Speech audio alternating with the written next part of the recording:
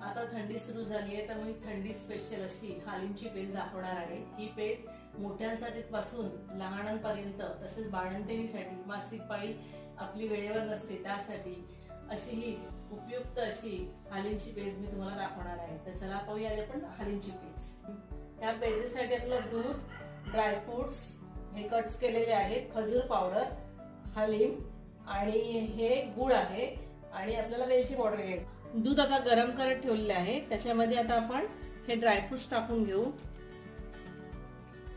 त्यानंतर हे हालिम, खजूर पावडर हे आपण छान असं मिक्स करून घ्यायचं। आता मी गूळ टाकून घे, ही वेलची पावडर पण टाकत आहे।